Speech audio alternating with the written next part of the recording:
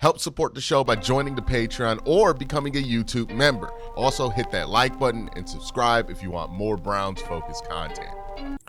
We are finally in that part of the offseason, that part of free agency where stuff's starting to happen. We're starting to see the tea leaves shake and develop and grow in a direction, and we're starting to see where things are going as far as free agency is determined. We've seen the franchise tag stuff happen. That deadline has passed. And now in the days leading up to free agency, we're starting to see some moves be made and people be added to the pile of free agents that are really changing how teams might approach this free agent period. Remember, free agency starts this year, March 9th.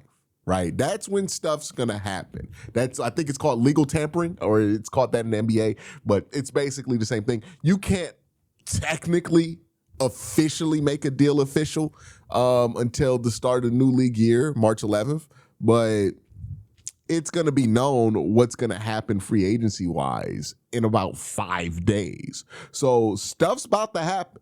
You know what I mean? There's no doubt about it. Stuff's about to happen. And that means that things are rolling into place. Now, in this video, we're not just going to talk about some of the stuff that's emerging as far as free agency goes. We're also going to talk about the Browns tendering 6 players. Also, the Cleveland Browns have officially introduced all of their coordinators, special teams, offensive coordinators, defensive coordinators. We're going to talk about that too briefly as well. So that's what we have in store for today. But let's jump to the first thing that I discuss, which is free agency, right? We have seen some things happen over the last couple of days that are shaking up, what might happen in free agency, right? Kyler Murray, I did a whole video about it this morning, about that being an option that the Cleveland Browns simply can't ignore. I mean, if Kyler Murray is willing to play for the veteran minimum this year, and you can get your name into that ring and potentially sign Kyler Murray, that would be a huge bailout for the Browns quarterback situation, because right now, we've kind of just been in a tough spot because of the whole Watson thing not working out. And you can say what you want. We know that Kyler Murray is a better NFL quarterback than both the rookies that they have on the roster as it stands right now. We know that Kyler Murray's under 30 years old. And we know that Kyler Murray's better than Deshaun Watson right now, because Deshaun Watson's not really a quarterback anymore at this point. He's cooked. Like, he 2 Achilles tears. I did a whole video about that too, right? So if you look at the options, he would be cheaper than anybody else you could sign, and he's the best quarterback available, and he's better than the quarterbacks that you have. Yeah, that would be a huge boon. So you got to consider getting Kyler Murray at the veteran minimum. Now that that's an option, you got to consider it, and you got to hope that he wants to come here. Will he want to come here? I think you can make arguments definitely that he wouldn't. I think you can make some arguments that he might, that you could sell this to him. I think it's important for the Cleveland Browns to not count themselves out of it and just try. Right? There's nothing against trying. Why not try? Like, I hear so many people talk about that or respond to the idea of going after Kyler, and their response is to not to try. And I think that's ridiculous. You know what I mean? I think that's ridiculous to do for the Browns. I think that's a ridiculous mentality to have in life. Like, if you want something, at least try to go get it in life, right? Don't just tell yourself, oh, no, this, that, the third, and then take yourself out of it, because you're never going to know whether you can achieve something or not if you don't attempt it. Right?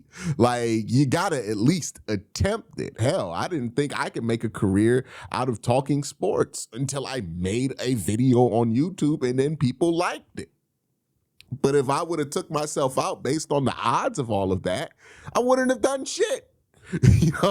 So just in general, not just with the Browns, but hey, if you think there is an opportunity that could benefit the Browns or you, go and try to do it. Because I promise you, the sting from not achieving that thing is not going to be that deep. Like, you get over it. You know what I mean? Like, I think so many people get afraid of, like, well, what if we go after it and it doesn't work out? It doesn't work out. And then you move on, and now you know. You know what I mean? Like, it's not that deep. It's actually, it could give you some catharsis because you're like, okay, I tried it. It's not just going to sit there in the back of your mind. And for the Cleveland Browns, like, yeah, they should take this seriously. They should go after Kyler Murray and see if Kyler Murray wants to do anything with them. And if he says no, okay. Same thing happened with John Harbaugh, right? John Harbaugh became available. The Browns did their due diligence and say, hey, look, does John want to come here? And then John said no. And then we moved on. It wasn't that big of a deal. It didn't set the franchise back 5 years. It was just, okay, he said no. I would be disgusted if the Cleveland Browns weren't even knocking on the door about this, because how could you not? You know what I mean? Like, I'm pretty much I'm positive towards Andrew Berry at this point because I think he's done a legitimately good job.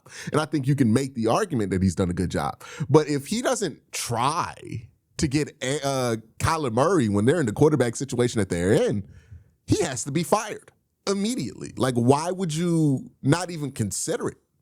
Why would you not even attempt? You know what I mean? That would be disqualifying for me for a general manager. You know what I mean? Like, it's like when you're a CEO of a board and you do something that's not going to make the company money. It's like, well, then the board's going to get rid of you because you have a fiduciary responsibility to the company, to make the company the most money possible, to make the shareholders the most money possible. And if you're Andrew Berry, you have a responsibility to the fan base to pursue all options at quarterback that can improve this team. And if you don't, then what the fuck? You know what I mean? My bad. Let's bring it back. You know what I mean? I hope that was the curse button. I don't know if that was the curse button. I'm kind of flying blind here, but yeah. Obviously, they have to entertain that. But that's not just the only thing, right? Tyler Biadasz got cut. That's something that the Browns should look at. And then another name got cut today that I think is super interesting for the Cleveland Browns. Mekhi Becton. Now, here's why Mekhi Becton, outside of just playing a guard position that makes a lot of sense for Cleveland, is going to be interesting to the Cleveland Browns. The reason is this. If you look at Baltimore and you look at the most controversial thing that happened with Todd Monken's offense while he was offensive coordinator, it was the handling of Daniel Falele. The Baltimore Ravens were pretty insistent in playing Daniel Falele. Now, who's Daniel Falele? If you don't know, he's a big-ass guard that used to play tackle that they were dedicated to having in the run game because they wanted that size in the interior. And because they wanted that size and nobody else could offer that size for Baltimore, they kept going with Daniel Falele despite the fact that he wasn't putting out good tape. Now, the reason I bring this up is because the vision for Daniel Falele was to do with the offensive line what the Philadelphia Eagles did with Mekhi Becton. That's why they stuck on to it. That's what they were hoping, that Daniel Falele could be the next Mekhi Becton. So if you have an offense in Todd Monken that puts a priority on that kind of player, has a role for that kind of player, and you are trying to develop somebody to be the next Mekhi Becton, well, when Mekhi Becton becomes available, that's going to be very intriguing for you.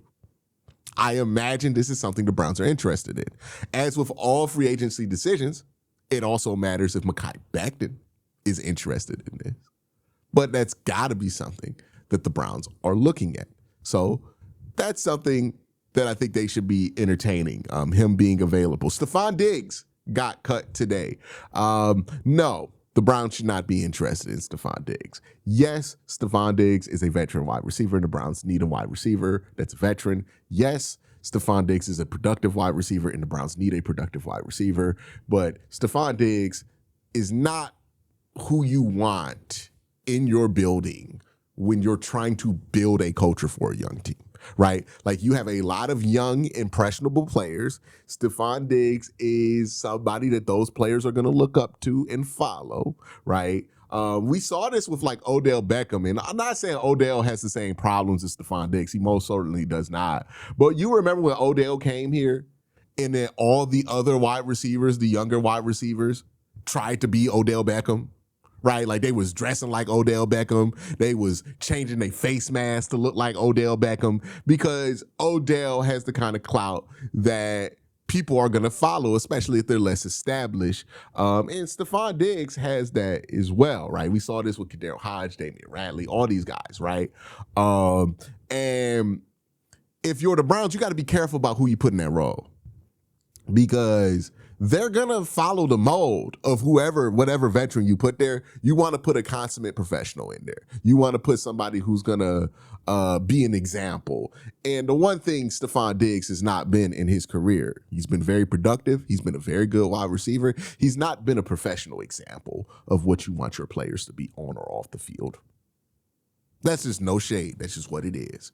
And that means a team like Cleveland can't really consider bringing in Stefan Diggs. And if they do, I don't know how that's going to work out. Will Stefan Diggs be productive if Cleveland brings him in? Yeah. Will the Browns develop a lot of wide receivers under Stefan Diggs? I don't know. I don't know about that. So the Browns have to be very careful about who they bring in. If they're going to bring in a veteran, they got to be sold on that person as a veteran. And Stefan Diggs is not the guy Stefan Diggs is the guy you bring into an already established culture. The Browns don't have that on offense. They're trying to build that. He doesn't make very much sense there. All right. The Browns also tendered 6 players. Now, what does it mean when they tendered 6 players? It means they were exclusive rights free agents. What does exclusive rights free agents mean? Basically, it means that these are guys who are technically free agents, but the Browns have the exclusive right of negotiation with them, which means the Browns can tender them, and then that forces them into a 1-year vet minimum deal, or the Browns can not tender them, and then they can hit free agency. The way you become an exclusive rights free agent is if you are a former draft pick that got cut and then picked up on the waiver, got picked up after you cleared waivers. That way you can't like loophole your way into hitting free agency earlier. So when you get drafted in like the second round, right, you have a 4-year contract with the NFL team that you got drafted with. But if you get cut, right, that contract is now void and you sign a 1-year deal with another team. But in order for that team to still have those draft pick rights over you, the team that picks you up, they get the exclusive rights free agent tag on you, which means that they can bring you back for another year, and that keeps you kind of in your rookie deal without being in your rookie deal, so that a team can have an extra year before they have to make the decision to pay you, basically. That's why the players you see on the exclusive rights free agent list are super young. These are guys who are in the range of draft picks, right? Brendan Bates, they brought him back on an exclusive rights deal. Malachi Corley, again, a prime example of what I just talked about, brought him back on an exclusive rights deal. These are all vet minimums. Winston Reed brought him back. Long snapper Rex Sunahara brought him back. Kicker and Andre Schmidt brought him back. So, now the Browns, the clock doesn't really start with an extension on him until about halfway through this season. And that's really good for Cleveland because, look, Andre had a good year last year, but the Browns have been burnt at the one good year, right? So they don't want to end up in another Dustin Hopkins situation. This way they can see if Andre Schmidt continues the positive path that he had last year, this year, and then extend him after this season. Jamari Thrash also got his exclusive rights tender. Now, that's a funny example because the Browns are the one that cut him, let him clear waivers, and then brought him back. So I think they shortened his rookie contract, technically, by doing that. But yeah. So that's who they've brought back. Corley makes a ton of sense. Thrash makes some sense. Andre Schmidt makes a lot of sense. So those are their exclusive rights free agents. That's what an exclusive right free agent is. Now let's talk about these press conferences because the Browns had press conferences today. I'm going to touch on these briefly. I'm not going to do the full kind of breakdown I usually do on these press conferences for like the head coach and Andrew Berry and Jimmy Haslam. The offensive coordinator went up, Travis Schweizer. There wasn't really much to talk about here. I think it's very clear from Todd Monken's words and his words that he is a glorified assistant. at the offensive coordinator position, that Todd's going to be running the offense. He had a lot of nice things to say about Todd, a lot of nice things to say about the Browns organization, a lot of nice things to say about the Browns current roster and the quarterback room. We'll see what the Browns actually do there, right? You know, we've heard guys get hired to be coordinators here and be like, I love the quarterbacks that we have, and then we trade quarterbacks or wide receivers the next day. So we'll see what happens here. Special teams coordinator Brian Storr talked to the media today. I thought it was interesting. He kind of described and raved about the Browns interview process. He also made this point, which I think is a good point, right? He made the point that he felt like the Browns process was much more merit-based than other teams' process, because he described him trying to get a job or trying to get a promotion from other organizations, but he felt like it was a buddy system thing where it's like, oh, it's who you know. So he starts worrying about that, and then he interviews with Cleveland. He knows nobody in Cleveland. He gets the job, and he felt like this was a more merit-based, decision-based process that Cleveland has. That's important to point out, because that's also the same process that brought the Browns their defensive coordinator. So maybe there's something there to how the Browns do it, right? Todd Monken, the head coach, brought in, not really a buddy system hire, right? He's also somebody who kind of bad at those politics and the networking of stuff that you need to do to be able to traditionally get a head coach job, but they were able to give him the offer. So,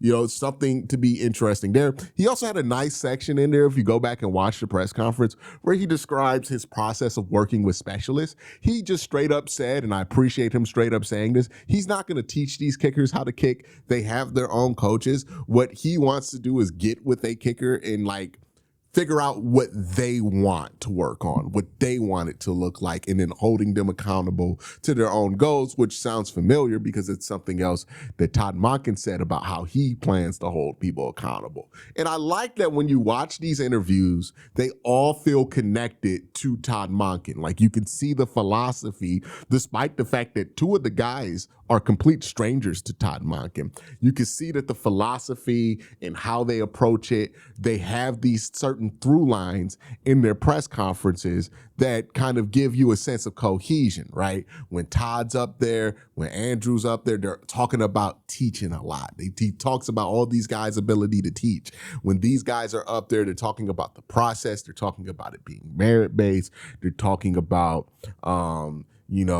holding guys accountable based on what their personal goals are, right? Like, there seems like there is a thread there of continuity when it comes to the mindset of all these guys that they hired. And that's going to be important because a lot of stuff's going to stress these relationships that are new this season. And you want to make sure that there's a much common ground there as far as how they go about business is possible, because that's going to keep things copacetic throughout the season. But that's my thoughts on everything that came out today. Let me know your thoughts in the comment section down below. Everybody have a great day. Have an even better night. Peace.